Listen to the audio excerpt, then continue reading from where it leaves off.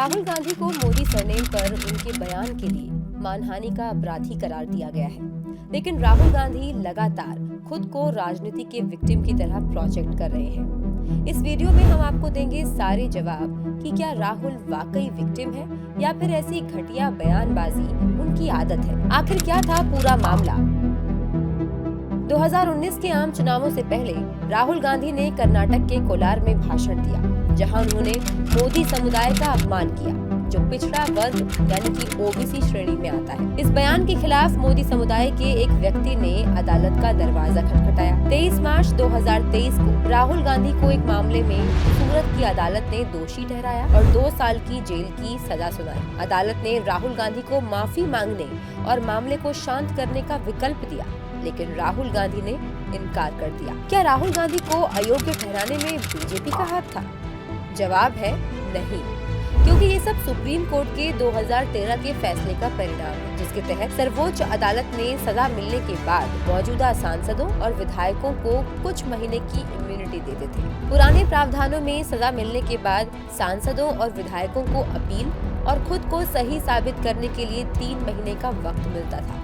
इसीलिए 2013 के बाद से कोई भी सांसद या विधायक अपराधी करार दिए जाने के बाद खुद ही पद के अयोग्य हो जाता है, और इस मामले में किसी को भी विशेषाधिकार नहीं दिया गया है, न अध्यक्ष को, न भाजपा को और न ही प्रधानमंत्री को। इस बारे में एक इंटरव्यू में गृह मंत्री अमित शाह ने भी स्पष्ट किया कि किस तरह कांग्रेस लोगों को गुमराह कर रही है। बहुत बड़ी भ्रांति फैलाने का प्रयास कांग्रेसी नेता कर रहे हैं। को सजा होती है, उसी क्षण से आपकी सदस्यता रद्द हो जानी चाहिए। ये सुप्रीम कोर्ट का वर्डिक्ट है, 2013 का है, जब राहुल जी की माता जी के नेतृत्व में यूपीए चलता है। हम तो दूर दूर तक नहीं थे। अब ये जजमेंट आने के बाद हम तो आज भी सुधारना नहीं चाहते जजमेंट, मगर कांग्रेस सरकार सुधारना चाहती थी क्योंकि वो लालू जी को बचाना चाहती थी। एक ऑर्डिनेंस लेके आए मनमोहन सिंह जी, और इसको नॉनसेंस कर श्रीमान राहुल गांधी ने पूरे देश के सामने अपने ही सरकार के ऑर्डिनेंस को फाड़। अब उनके फाड़ने के बाद इसकी मजाल थी कांग्रेस सरकार में, इस ऑर्डिनेंस को कानून में बदले, विड्रॉ कर लिया गया। आज अगर वो कानून होता तो वो सब बच जाता। अब नजर डालते हैं सूरत की अदालत के फैसले पर। अदालत ने शिकायतकर्ता पूर्णेश मोदी को इस बयान में पीड़ित पाया और राहुल गांधी की दलील को खारिज किया। अदालत ने कहा कि राहुल ने कहीं भी बयान देने और उससे जुड़े तथ्यों से इनकार नहीं किया है। इससे स्पष्ट हो जाता है कि राहुल गांधी ने मोदी समुदाय को अपमानित किया। अदालत ने आगे कहा कि क्योंकि राहुल गांधी एक सांसद थे और वो जनता के सामने जो बोलते हैं उसे गंभीरता से लिया जाता है, सुप्रीम कोर्ट ने आरोपी को सतर्क रहने की सलाह दी थी। फिर भी ऐसा नहीं लगता कि इससे आरोपी के आचरण में कोई फर्क पड़ा है।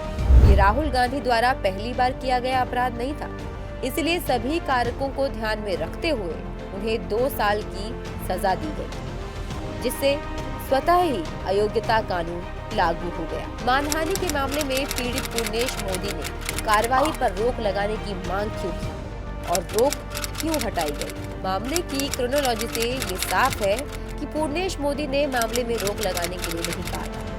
राहुल गांधी की लीगल टीम ने मामले में देरी करने और टालने का हर संभव प्रयास किया और इसीलिए फैसला आने में 4 साल लगे। मामले को साबित करने की पूरी जिम्मेदारी पूर्णेश मोदी पर थी और इसके लिए पूर्णेश मोदी को उच्च न्यायालय ने वक्त भी दिया।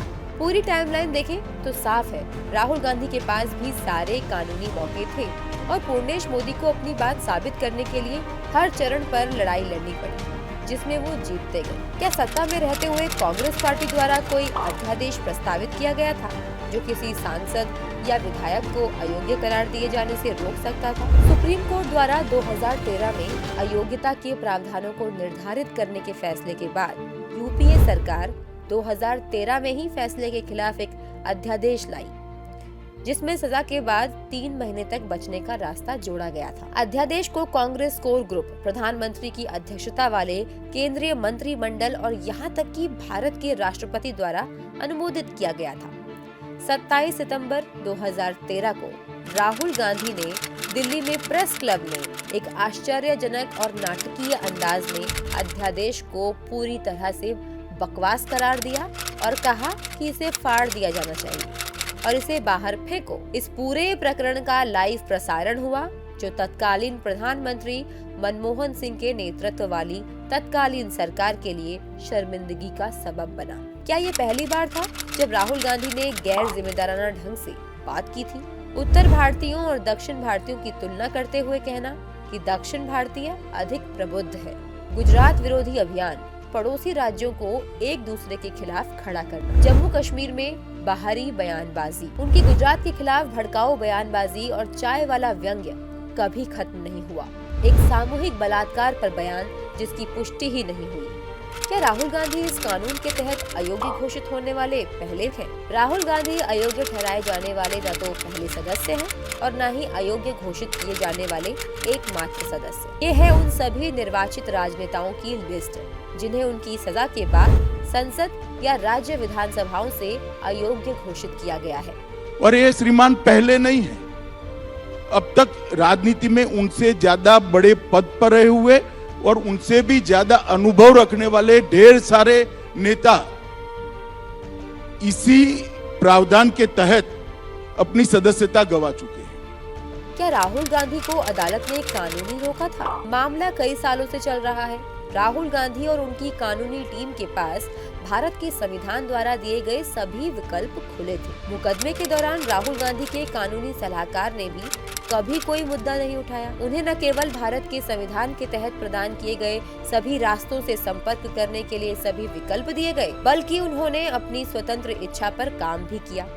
इस मामले में देश के किसी कानूनी प्राधिकरण के पास कोई अपील नहीं की गई, जबकि ऐसा करने के लिए पर्याप्त समय भी था।